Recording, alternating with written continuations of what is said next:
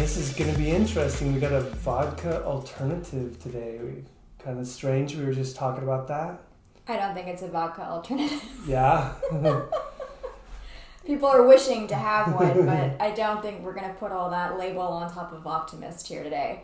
I would like to accept it as just an alternative spirit for those who are sober and sober curious. Yeah, which is us. I'm Donovan Rittenbach. This is Rachel Radcliffe, and we've been sober for quite a long time. We're on a journey to try and explore new and exciting non-alcoholic beverages. Yep, and so we have tried Optimist Smoky, and then I really enjoyed it. And so I got the Optimist Bright and the Optimist Fresh, but we're going to try the Bright today. They are an LA company, which I really enjoy that they're kind of local, at least to California, and they use no sugar, no artificial flavors, they're vegan, they're non-GMO, they're, all the good things, gluten-free for your wife. All right, so we're going to make a drink off of their recipe card, and we're also going to be using this cool pomegranate shrub as well. And a shrub is a kind of like a flavored vinegar. This has a pomegranate flavor that's very intense, and we've really been enjoying it. Got it at a little farm up in the Vacaville area.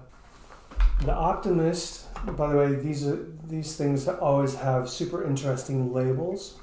Lemon, jasmine, green mandarin, lavender, turmeric, corn mint, orange, tangerine, fennel, myrrh, and cinnamon leaf.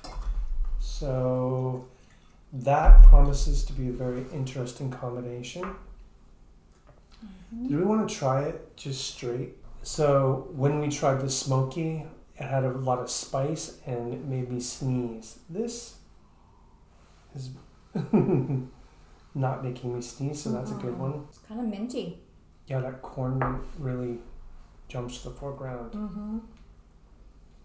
What else was in here? Myrrh, yeah, it definitely has an earthy tone, but it is a floral note overall. Definitely not a vodka alternative. Vodka doesn't have a flavor. Exactly. This has a lot of really interesting flavors. Yeah. I really like the botanical blend in here. It's different. It's different than what we've tasted before.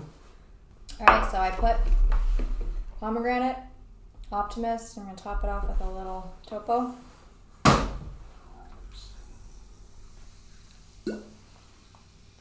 Topo Chico. Cheers. Cheers. Oh, I like that. All right, this is our third cocktail using this pomegranate shrub. This one's my favorite. Yeah? Oh yeah. Has a lot of complexity. There's some kind of spice in here that's coming through with the pomegranate. They just love each other.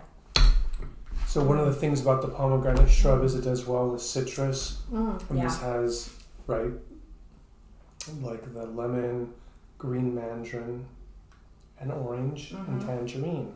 Yeah, it has a lot of different essences from the oranges, and maybe it's the myrrh. I don't know. Something in there is like really coming through stronger than what I tasted on its own. A little bit like eating incense. It is. It's like eating incense, but I love it. Kind of like Wilderton. Their earthen has like that frankincense, which is really strong. This has something in there that's very earthy, and it works really well with the pomegranate. Definitely a drink that you could serve at a party. So your drinkability scale. Oh, it's a 9. I'm making this again tonight. So the actual recipe from Optimist said pomegranate syrup, molasses, pomegranate molasses, and pomegranate juice. This is a different take on it. It's got a lot of apple cider vinegar in here, but it's got that sweetness which balances out. You can definitely it's like appreciating a fine piece of art. Yeah. All the different levels. Yeah, and if I told someone this was a vodka drink, they would laugh at me. Mm. It's not. It's something completely different, and I appreciate it for what it is.